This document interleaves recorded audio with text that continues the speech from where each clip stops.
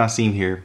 Now today, I'm going to be giving you guys a very special look at the iPhone 14 Pro Max. Now the iPhone 14 Pro Max is a phone that not only looks different, but feels different in terms of hardware, software, and overall usability. It has a much improved yet amazing 6.7-inch display that has much more screen space than the iPhone 13 Pro. It has an amazing software that has many more features compared to last year's iOS 15, and it's finally gotten rid of that ugly notch and adopted a new feature called Dynamic Island. And despite all of the changes that Apple has made to improve the Pro series of iPhones, I still think that when it comes down to having a really good yet functional phone that works really well, the iPhone 14 Pro Max will more than likely be the best in its category. But before I give you guys my first impression and final thoughts on what I think about the 14 Pro Max, the first thing that we have to do is unbox it. Now the first thing that I noticed when I was unboxing the Pro Max was that unlike every other iPhone's previous Pro versions, you have that very clean white aesthetic that makes the experience feel similar to regular iPhones. On the front, we can see a picture of the iPhone that basically shows which color version you have. On the right side of the box, there's the iPhone wording. On the left side, we again have the name of the phone.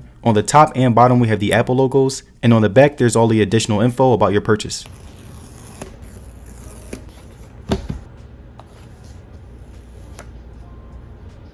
Now the first thing that we see when we take the top off of the box is the 14 Pro Max itself, and I will say that it has a massive size to it along with a pretty nice feel. On the back we have the same matte finish that is very similar to the 13 Pro Max, and we also have a very glossy Apple logo with the stainless steel. We also have the same style camera bumps that look pretty much the same. You have the main, telephoto, and ultra wide camera, and I will be showing some pictures later on in the video. Now on the right side of the phone we have our power button along with the 5G antenna. On the top we have nothing. On the left side, we do not have a SIM ejection port, but we do have the volume rockers and mute switch. And last but not least, on the bottom, we have the lightning port, mics, and speakers. And when we look at the screen, we can see the 6.7-inch display that has much more screen real estate when compared to the 13 Pro Max. And the most noticeable thing on the display is the new pill-shaped front-facing camera that Apple calls Dynamic Island, but we're going to get more into the features later on in the video. And now the last things that we have in the box of the 14 Pro Max is our starter guide, the lightning to USB-C cable, and again, there's no charger in the box. Now the iPhone 14 Pro Max has 4 different colors in its catalog, starting with the colorful deep purple,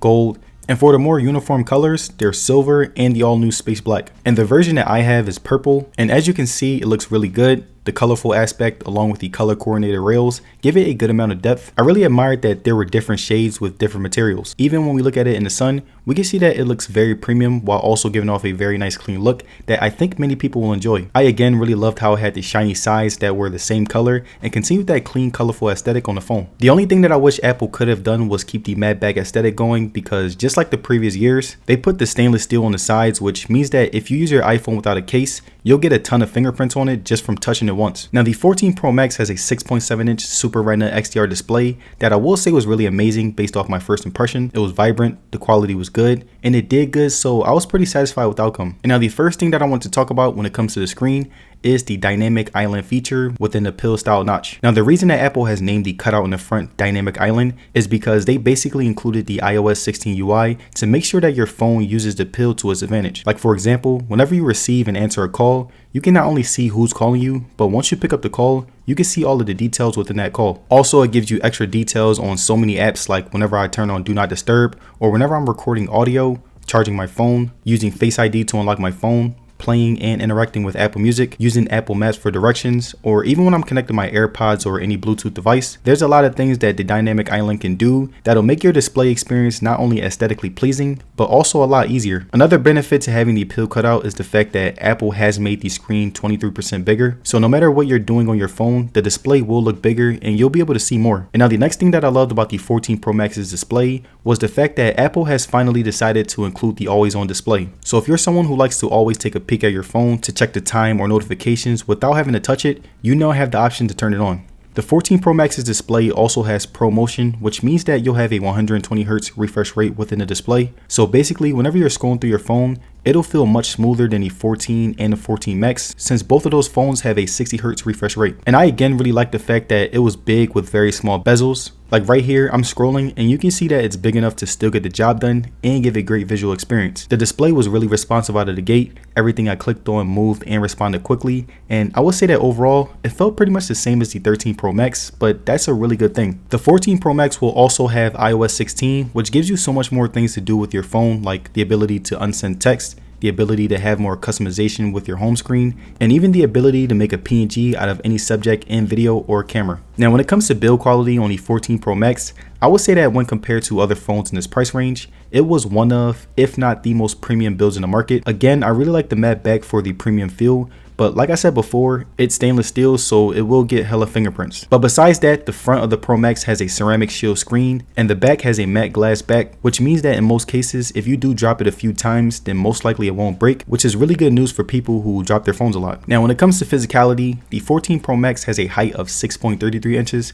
a width of 3.05 inches, and it weighs about 240 grams, which is pretty heavy compared to other iPhones in the lineup. And right here, you can see how well it fit into my hands. It's really big and harder to reach the top of the screen, but the bigger screen is definitely worth it. But if you're someone who does struggle with big phones, then you can go for the regular 14 Pro. Even when you put it in your pockets, it'll be again much bigger, so also take that into consideration because your phone will always be on you. Now the 14 Pro Max has a brand new 48 megapixel main camera along with two 12 megapixel ultra wide and telephoto cameras, and I was really excited for the camera aspect because if you guys didn't know, Apple has been using these same 12 megapixels within the main camera for about 10 years now, and it's really refreshing to see a massive spec bump. And when we look at the daytime outside photos, we can see that it looks amazing as the previous versions, but this time things are sharper thanks to those 48 megapixels. The selfie camera was pretty much the same as last year if I'm being honest. My selfies look good, especially when the lighting is right, and I have yet to experience any yellowing like on the previous models. Now when we look at the daytime inside photos, I was again very grateful that there wasn't any yellowing, and whether the lighting was or wasn't good, the photos came out really nice. I also wanted to give you guys an example of how the phone records video before I gather my final thoughts about it in my final review.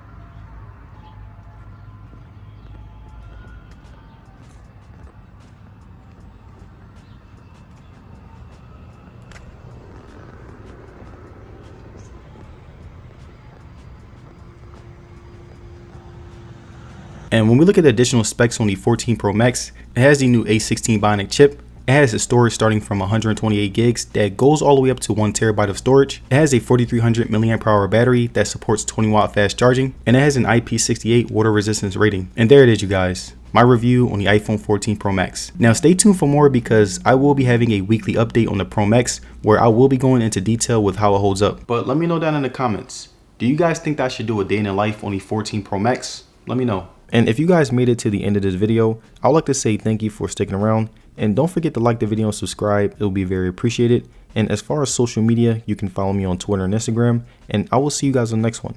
Peace.